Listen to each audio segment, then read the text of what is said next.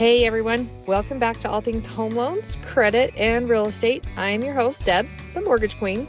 So let's start learning.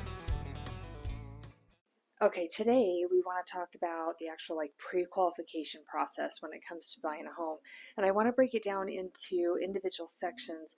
The first part of that is our initial conversation that we have when we're on the phone or on a Zoom call or whatever you want to do that direction. And it goes through just kind of a high level overview of what your goals are. I want to buy a house. I need a down payment assistance program. I don't. I have a house to sell. Maybe I have an inheritance coming. Maybe I have gift funds coming from a family member. Whatever it looks like, we have that initial phone call. So we've kind of got a little bit of a game plan of what direction we're headed. And then I'm going to advise you to fill out your loan application, which is done online or can easily be done over the phone. I don't necessarily do many over the phone anymore just because people don't have time to spend that kind of time on the phone, but online you can do it at midnight, you can do it at 2 o'clock in the morning, whatever works for you. And I can actually meet with you face to face if that's something that you would rather do as well. We don't have any people who come into the office, but it's kind of fun to see people, especially after everything that went on with COVID.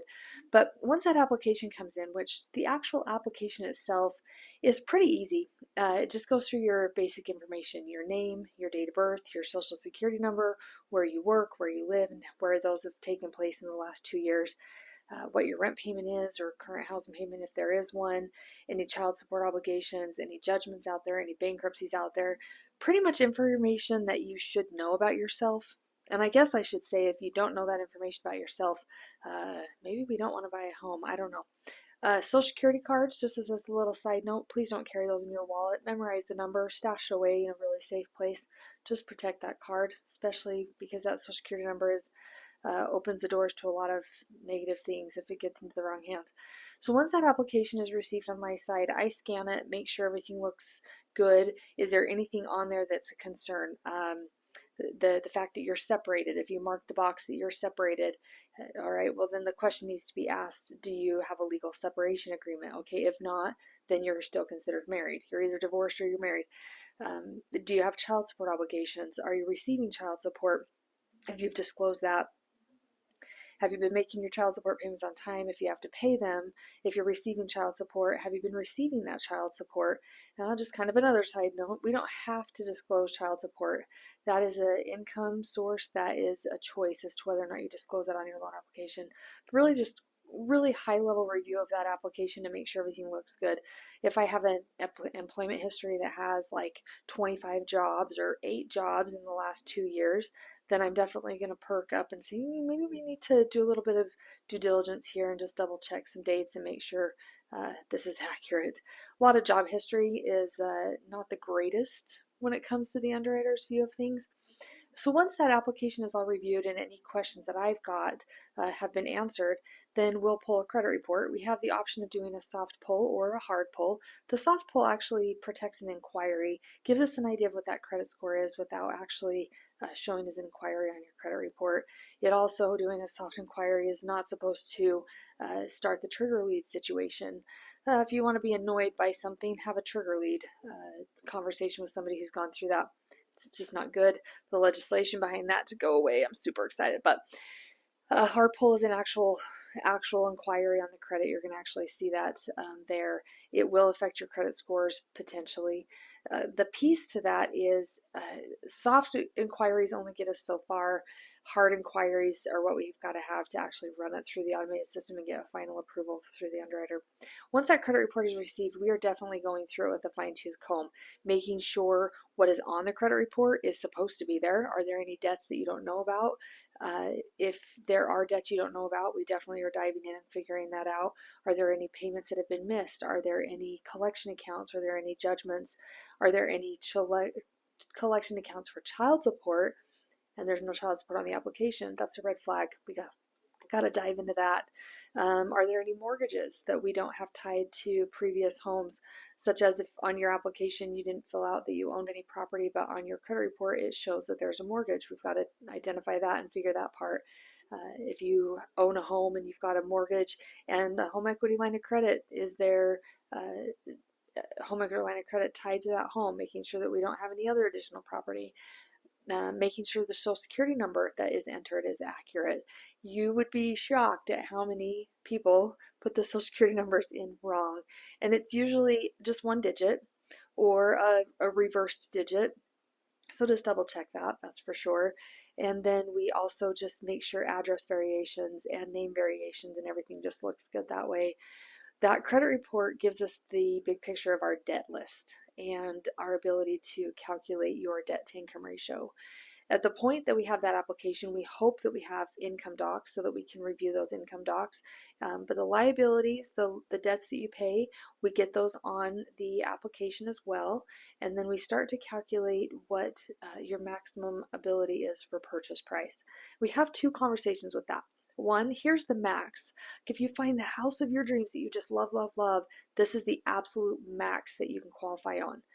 Then we also have the conversation, which is our number one conversation, of what do you feel comfortable with on a monthly payment? What have you allocated to housing that's not going to make you house poor? What do you allocate to housing that's going to still give you the life that you want to live?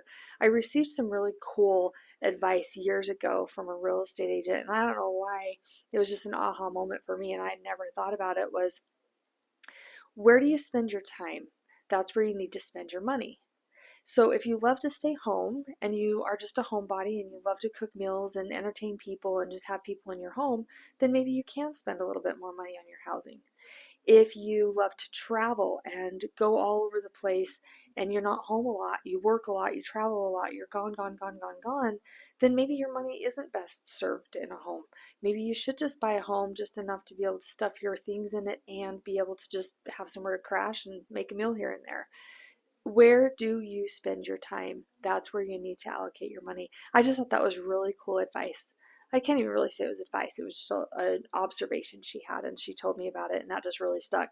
Okay, so once we get your debts into the application, I'm looking for income documentation.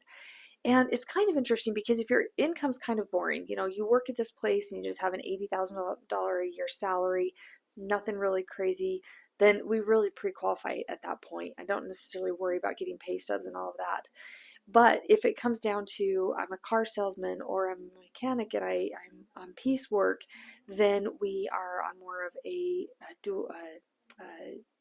variable income, and we need to make sure that we're taking averages, and so that I'm going to be chasing pay stubs and verifications of employment so that we can average your income correctly. That's super critical on that part of it. If you started a new job, making sure that that's just an hourly rate. Are you going to be working full-time? Are you going to have any layoffs? We really dive into that income piece because that is our deal killer. If income changes too much from what we have pre-qualified off of just the application, that's deal killer, big time. So we gather the income docs, go through the income, make sure based off of our first conversation of what can you qualify on, what do you feel comfortable with, do we have the income to support either one of those, how it all would line out perfectly for you. The next piece we tackle is assets. Obviously we have down payment assistance programs and they're amazing, but sometimes people want to bring money to closing. We have to make sure that the money you bring to closing is from a source that we're allowed to have it come from. You can't draw off a credit card and have a down payment. It cannot be unsecured. You cannot get a gift from the neighbor who has been your friend for a year. They can't just give you $20,000 put down. There are rules behind gifts and paper trail requirements. And it really just comes down to, okay, you're getting $20,000 as a gift from dad. Okay, great. Here is the steps that dad's going to be required to give me. Is dad willing to? Is dad willing to prove that he had the ability to gift? Is dad willing to give us a copy of the canceled check? Is dad wanting to just wire money directly to the title company so we don't have to have any of those steps? And then we're making sure that the steps for verifications of assets are covered completely. When it comes to big things, bankruptcies, foreclosures, if we see any of that on a credit report, how long ago did that bankruptcy discharge? Does it fit within the guidelines? A foreclosure, how long ago did the foreclosure happen? If you had a home go through foreclosure because you lost it due to a downturn in your income or just not the ability to pay your mortgage back and it went into foreclosure, how long ago was it that the home sold? You have to go off the date that that home is no longer in your name. So that comes into play. Child support obligations that pop up on the credit report, child support garnishments that show up on the pay stubs. We had to make sure that that number is in the calculation of our debt to income ratio. Once we get all of those things reviewed, it is the time that we are ready to issue a commitment letter that basically says, here you go, real estate agent. They're qualified for up to 300,000, up to 350. And I'm having a conversation with the real estate agent and yourself, you, the client, of, all right, this is the qualification amount they can go on. This is their ideal number, but if they find the house of their dreams, they can squeeze this. And we're having those dual conversations with the real estate agent as well, and making sure that we're estimating properly on property taxes and estimating properly on home insurance. And those calculations are very critical as well. If you're buying a house out in the rural area, sometimes insurance is higher just because you're further from a fire department. If you're buying an all brick home, sometimes the insurance is higher because it's an all brick home. So we can guess the best that we can, but when it comes down to, okay, I love this house, great, let's get a hold of the county and find out what the property taxes are. Great, let's get a hold of your insurance company and let's just find out what your insurance premium quote is so that we are playing with correct numbers. The last thing we want to do is shift something at the last minute and have your debt ratio in trouble or your monthly payment too tight. At the time that we have issued that commitment letter, the ball's kind of in your court to go house shopping. Obviously, we would like the opportunity to be a part of whatever house you find and run calculations for you. So if you find an address that you just absolutely love, like, hey, Deb, I found 123 Street. Can you give me an idea what my payment is? We've already had the conversation of what your down payment is. We've already had the conversation of what your goal is for a housing payment. Therefore, if you send me a house and I say, well, that house payment's $2,800 and you told me your max is $25, you can't qualify on $2,800. So we've got to make a little bit of an adjustment there. Or you can qualify on $2,800. Do you want to pay that payment? This is what it's going to do to your budget. Are you okay there? And those conversations are had multiple times throughout the process. I absolutely love it when clients will let me communicate with the real estate agents openly. I don't need to tell the real estate agents what the credit scores are or what amount of income that a client makes, but just knowing some of the teeny tiny tidbits of information helps them in your home search as well. So when you're out shopping and you absolutely have to have a 5-bedroom, 3-bath house, okay, all right, but my maximum payment is here. All right, so that helps the real estate agent just kind of narrow down those home searches. But the pre-qualification process is actually pretty quick. We can get it done pretty quickly if you have your paperwork in line. It's just awesome if you can fill out your application in full, realize the information that you put on there I have to verify, toss in your pay stubs and your W-2s. If you're self-employed, toss in your last 2 years of tax returns and all of your schedules that go with that. And if you're a business owner and you have a business tax return, make sure you do personal and business.